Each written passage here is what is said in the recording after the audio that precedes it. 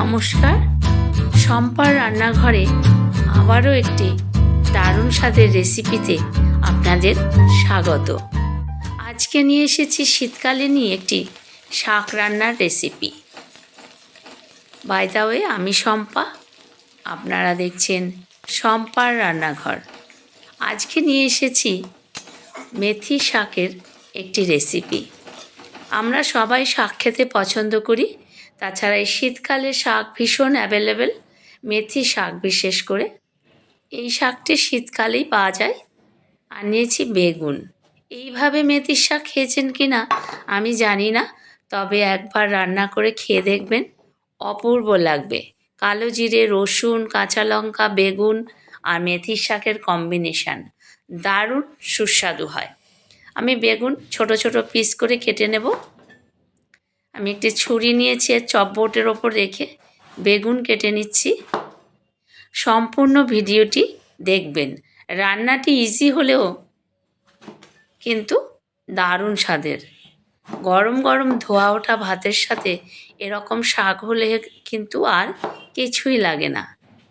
এক থালা ভাত নিমেষেই শেষ হয়ে যাবে। দেখুন, আমি বেগুন এই রকম ছোট ছোট করে কেটে নিয়েছি। সবগুলো বেগুনই আমি একই রকমভাবে কেটে নেব। সম্পূর্ণ ভিডিওটি দেখার অনুরোধ রইল। শীতকাল মানেই সবজি। মেথি শাকের ভীষণ উপকারিতা রয়েছে, কিন্তু যারা সুগারে পেশেন্ট, ডায়াবেটিক পেশেন্ট, তাদের জন্য কিন্তু মেথির শাক ভীষণ উপকারী। এতে ব্লাড সুগার কন্ট্রোলে থাকে। আর যারা ব্লাড হাই প্রেশারের রোগীদেরও জন্য ভীষণ উপকার, কোষ্ঠকাঠিন্য দূর হয়, চুল ভালো রাখে, ত্বক ভালো রাখে মেথির শাক খেলে। মেথির শাক দিয়ে অনেক রকম রেসিপি তৈরি করা যায়। এই মেথির শাক শুকিয়ে কিন্তু আমরা কসুরি মেথিও তৈরি করে রাখতে পারি। আমরা যে বাজার থেকে কসুরি মেথি আনি, সেইগুলো কিন্তু এই মেথির শাক দিয়েই তৈরি করা হয় খুব ইজিভাবে। আমি শাকগুলো দেখুন কুচিয়ে নিচ্ছি। খুব একেবারে মিহি কুচানোর কোনো দরকার নেই, মোটামুটি রাফলি কেটে নিলেই হবে। শাকগুলো দেখুন এই রকম, ঠিক এই রকমভাবে কেটে নেবেন। সবগুলো শাক একই রকমভাবে আমার কাটা হয়ে গেছে প্রায়। এবার একটি থালায় তুলে নেব। এত সহজ রান্না, কিন্তু এত সুস্বাদু আর পুষ্টিগুণে ভরপুর এই মেথির শাক। বেগুনও কিন্তু গুণ নেই এমন নয়, বেগুনে প্রচুর ময়েশ্চার থাকে, যা কিনা আমাদের শীতকালে ক্রিম মাখা থেকে বিরত রাখতে পারে। প্রত্যেক দিন যে বেগুন খান, যিনি বেগুন খান, আর শীতকালে ক্রিম মাখার দরকার পড়ে না, কারণ বেগুন খুব ময়েশ্চারিং একটি সবজি, প্রচুর ময়েশ্চার থাকে এর মধ্যে। এই জন্যই শীতকালে বেশি বেগুন পাওয়া যায়। শাক কাটা হয়ে গেল দেখুন।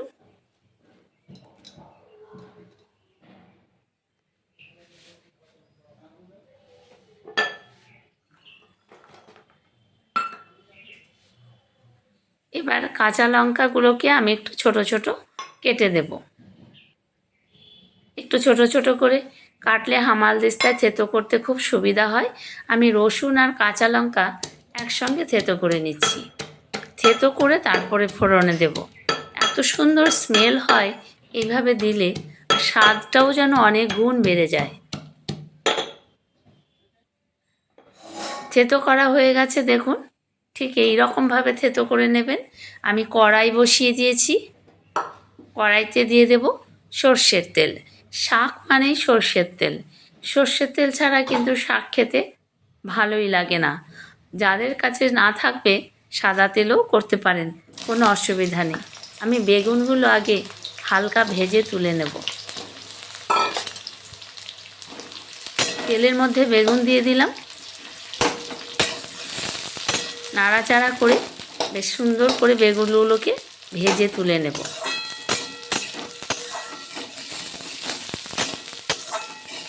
শাকও রান্না করতে যে জানতে হয় এই ভিডিওটি না দেখলে কিন্তু বিশ্বাস করতে পারবেন না। শাক রান্নারও কিন্তু আলাদা একটা কায়দা আছে।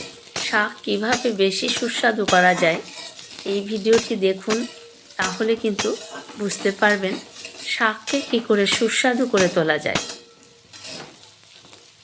বেগুনগুলো কিন্তু ভাজা হয়ে গেছে অলরেডি।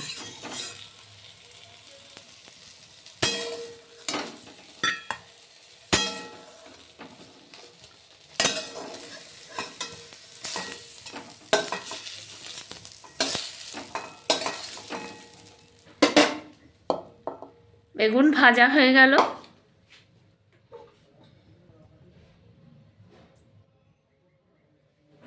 এবার আরও একটু তেল দিয়ে দিলাম সেই কড়ার মধ্যেই।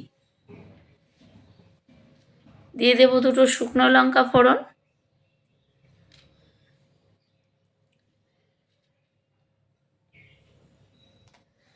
তেল গরম হয়ে গেছে, শুকনো লঙ্কা ফোড়ন দিয়ে দিলাম কালো জিরে। এখানে আছে 1/2 চা চামচ কালো জিরে। ফোড়নের সুগন্ধ বেরোলেই আমি ওই যে রসুন আর কাঁচা লঙ্কা থেতো করে রেখেছি আগে থেকে, সেই রসুন কাঁচা লঙ্কা থেতোটা আমি এর মধ্যে দিয়ে দেব। দিয়ে দিলাম সেই থেতো করা কাঁচা লঙ্কা আর রসুন। এটা দেওয়ার পর এত সুন্দর একটা গন্ধ বেরোয়, জাস্ট ভাবা যায় না। ভালো করে ভেজে নিলাম রসুন আর কাঁচা লঙ্কা। এবারে দিয়ে দেব শাকগুলো।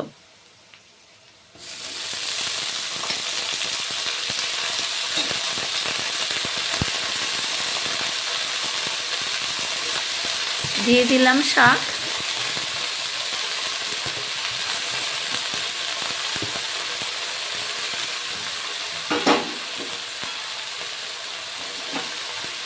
ভালো করে নাড়াচাড়া করে মিশিয়ে নেব ফোড়নের সঙ্গে শাকগুলো।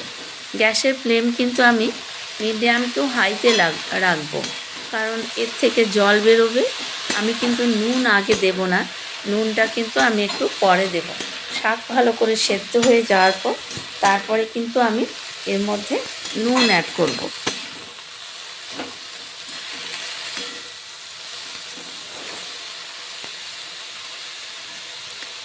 নাড়াচাড়া করে একটু ছড়িয়ে দিলাম, দিয়ে দিলাম সামান্য একটু হলুদের গুঁড়ো। শাকে অতিরিক্ত হলুদের গুঁড়ো দেওয়ার দরকার নেই, সামান্য দিলেই হয়।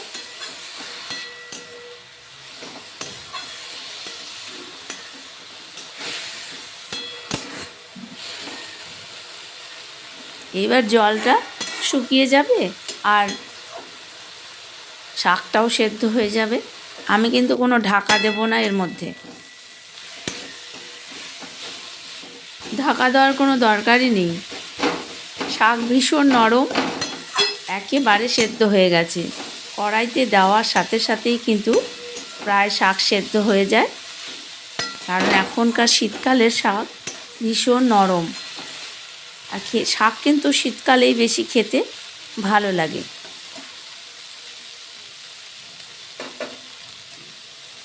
দেখুন শাক সেদ্ধ হয়ে গেছে। এবার দিয়ে দেব সেই যে বেগুন ভেজে রেখেছিলাম বেগুনগুলো, এগুলো এবার শাকের মধ্যে অ্যাড করে দিলাম। দিয়ে দিলাম এবার স্বাদ মতো নুন।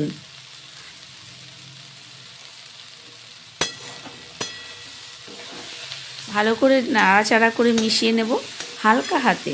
দেখবেন বেগুনটা যেন আবার গলে না যায়, তাহলে কিন্তু খেতে খুব একটা ভালো লাগবে না, একটু ঘাটা ঘাটা মতো হয়ে যাবে। শাকটা হবে ঝরঝরে, বেগুনটা বেশ গোটা গোটা থাকবে কিন্তু সুসেদ্ধ, খেতে কিন্তু অপূর্ব লাগবে এভাবে। শাক কিন্তু প্রায় রেডি হয়ে এসেছে দেখুন।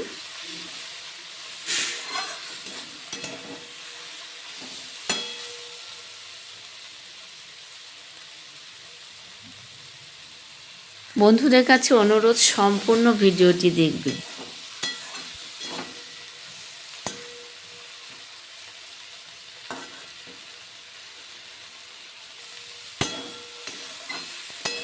শাক রেডি হয়ে গেছে প্রায়, দেখুন দেখতেও কত সুন্দর লাগছে না, একেবারে গ্রিন, সবুজ রঙের জিনিসের যদি রং সবুজ থাকে তাহলে কিন্তু খেতেও ভালো লাগে, খাদ্যগুণ বজায় থাকে, পুষ্টিগুণও বজায় থাকে।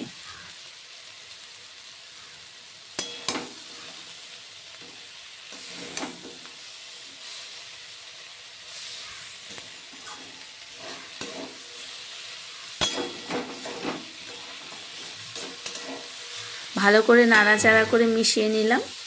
দেখুন শাক কিন্তু রেডি। এবার একটি সার্ভিং প্লেট নিয়েছি, এর মধ্যে আমি সার্ভ করে দেখাচ্ছি। দেখুন কত সুন্দর শাক রান্না হয়ে গেল। মেথির শাক, বেগুন দিয়ে মেথির শাক, রসুন কালো জিরে ফোড়ন দিয়ে এত সুন্দর হয়। এইভাবে একবার রান্না করে দেখবেন, রুটি আর ভাতের সঙ্গে কিন্তু দারুণ লাগে। দুপুরবেলা গরম গরম ভাতের সঙ্গে এরকম একটি শাক হলে সত্যি আর কিছুই লাগবে না। আর রুটি দিয়েও কিন্তু অপূর্ব। আমি কিন্তু রুটি দিয়ে খেয়ে দেখলাম, এই শাকটি অসাধারণ লাগে। দেখুন কত সুন্দর শাক রান্না হয়ে গেছে। রেসিপিটি কেমন লাগলো অবশ্যই কমেন্ট করে জানাবেন। আপনারাও বাড়িতে এইভাবে মেথির শাক রান্না করে খেয়ে দেখবেন, অপূর্ব লাগবে। ভিডিওটি ভালো লাগলে অবশ্যই লাইক, কমেন্ট, শেয়ার এবং একটি সাবস্ক্রাইব করে চ্যানেলটির পাশে থাকবেন। বেল আইকনটি অবশ্যই প্রেস করবেন যাতে সবার আগে নোটিফিকেশান আপনারই কাছে পৌঁছায়। দেখুন কত সুন্দর শাক রান্না হয়ে গেছে। নমস্কার, আপনারা এতক্ষণ দেখছিলেন শম্পার রান্নাঘর। ধন্যবাদ সবাইকে সাথে থাকার জন্য। ভালো থাকবেন সকলে। দেখা হবে আবার পরের অন্য রেসিপি।